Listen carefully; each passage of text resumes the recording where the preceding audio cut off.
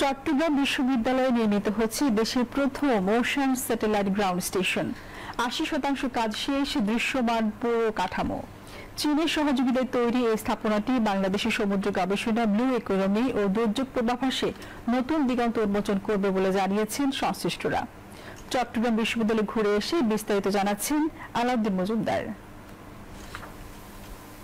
২৩০০ acre জুড়ে বিস্তৃত চট্টগ্রাম বিশ্ববিদ্যালয় প্রতিষ্ঠার পর থেকে জ্ঞান চর্চা ও গবেষণায় গুরুত্বপূর্ণ ভূমিকা রেখে এসেছে। নোবেল বিজয়ী প্রফেসর ডক্টর মোহাম্মদ ইউনুস সহ বহু গুণী ব্যক্তিত্বের পদচারণায় সমৃদ্ধ এই শিক্ষাঙ্গন। এবার সবুজে ঘেরা এই বিশ্ববিদ্যালয়টিতে যুক্ত হচ্ছে দেশের প্রথম ওশান স্যাটেলাইট গ্রাউন্ড স্টেশনের আনুষ্ঠানিক কার্যক্রম। সমুদ্র বিজ্ঞান বিভাগের উদ্যোগে এবং চীনের সেকেন্ড ইনস্টিটিউট অফ ওশানোগ্রাফির সহযোগিতায় প্রায় ৭০ কোটি টাকায় গড়ে উঠছে এই স্টেশন। আমাদের সাবজেক্ট রিলেটেড যে সকল বিষয়বস্তু রয়েছে, এটার জন্য বাস্তবিক ব্যবহারিক অর্থে যে সকল তথ্যগুলো প্রয়োজন, সেটা আমরা এখন হাতের নাগালে ওশান গ্রাউন্ড স্টেশন স্যাটেলাইট থেকে পাবো। আমাদের বিশ্ববিদ্যালয়কে বলা হয় বিশ্ববিদ্যালয়ের রানী। সেখানে এমন একটা ওশান স্যাটেলাইট হচ্ছে যেটা গ্লোবালি আমাদের বিশ্ববিদ্যালয়কে রিপ্রেজেন্ট করে এবং ওভারঅল আমাদের শিক্ষার মান খুব ভালো হবে। চীনা প্রতিষ্ঠান দিচ্ছে ৬০ কোটি টাকার কারিগরি সহায়তা, আর বাকি ব্যয় বহন করছে বিশ্ববিদ্যালয় কর্তৃপক্ষ। গত ২৬ মার্চ ভিত্তিপ্রস্তর স্থাপন করা হয়। শিক্ষক মহলের প্রত্যাশা, আগামী কয়েক মাসের মধ্যেই উদ্বোধন করা সম্ভব হবে এটি, যার মাধ্যমে নদী গবেষণায় যেমন ভূমিকা রাখবে, ঠিক তেমনিভাবে বিশ্ববিদ্যালয়টির স্বতন্ত্র পরিচয় তুলে ধরতেও বেশ সহায়ক হবে এটি। বর্তমানে শিক্ষক হিসাবে আমরা অবশ্যই গর্ববোধ করি, দিক থেকে আমরা লাভবান হব এবং আমাদের যে এই যে ডিজাস্টার ম্যানেজমেন্ট, সেখানে আমরা অনেক কাজ করতে পারবো ইনশাআল্লাহ। আশা করি প্রজেক্টের সুবিধা আমরা পুরো বাংলাদেশে, শুধু চট্টগ্রাম বিশ্ববিদ্যালয়, পুরো বাংলাদেশের জনগণে আমরা পাবো।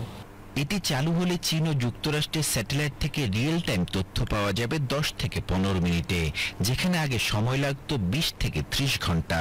এর ফলে দ্রুত সাইক্লোন পূর্বাভাস, উপকূলীয় বন্যা মডেলিং ও জলবায়ু বিশ্লেষণ সম্ভব হবে। আমাদের বাংলাদেশের সবচেয়ে সম্ভাবনাময় যে জায়গাটা উন্নয়নের জন্য, সেটা হচ্ছে আমাদের সমুদ্র। এখানে সবচেয়ে বড় যে বাধা আমাদের কাছে এই গবেষণায় এবং শিক্ষায় সামনে এসছে, সেটা হচ্ছে যে অবজারভেশন ওশানোগ্রাফি, অর্থাৎ এই সমুদ্রকে অবজার্ভ করার মতো, সমুদ্র থেকে সরাসরি তথ্যপত্র কালেক্ট করার মতো কোনো মিনস কিন্তু এখন পর্যন্ত জাতীয়ভাবে অথবা ইনস্টিটিউশনে কিন্তু আমরা কেউ ডেভেলপ করতে পারিনি। তার কারণে আমি দীর্ঘদিন ধরে আমার এই প্রতিবন্ধকতা থেকে বেরিয়ে আসার জন্য আমার একটা চিন্তা ছিল যে গবেষণা নিয়ে সবাই ব্যস্ত, আমি ব্যস্ত হচ্ছি গবেষণার পথটাকে কিভাবে উন্মুক্ত করা যায় অথবা সক্ষমতাটাকে কিভাবে বৃদ্ধি করা যায়। স্টেশনটিতে থাকবে data processing centre, frequency receiving system ও আধুনিক ল্যাব। এর মাধ্যমে সংগ্রহ করা যাবে সমুদ্রপৃষ্ঠের তাপমাত্রা, লবণাক্ত গতি ও ক্লোরোফিল ঘনত্বের তথ্য, যা ব্লু ইকোনমি ও তেল গ্যাস অনুসন্ধানেও বেশ সহায়ক হবে। এই স্যাটেলাইট গ্রাউন্ড স্টেশনের কম্পিটিটর ছিল আর অনেকগুলো দেশ।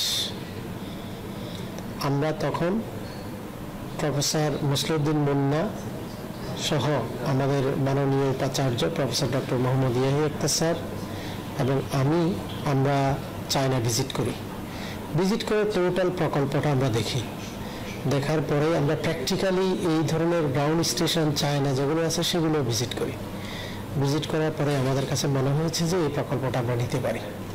তখন কম্পিটিশন হয় যে এই প্রস্তাবটা চায়নার সাথে আমাদের কথা হয় আলাদাভাবে, যে বাংলাদেশের টিম, অন্য দেশের টিম, তারা আলাদাভাবে কথা বলার পরে চায়নার সাথে আসলে এগ্রিমেন্টটা হয় আমাদের।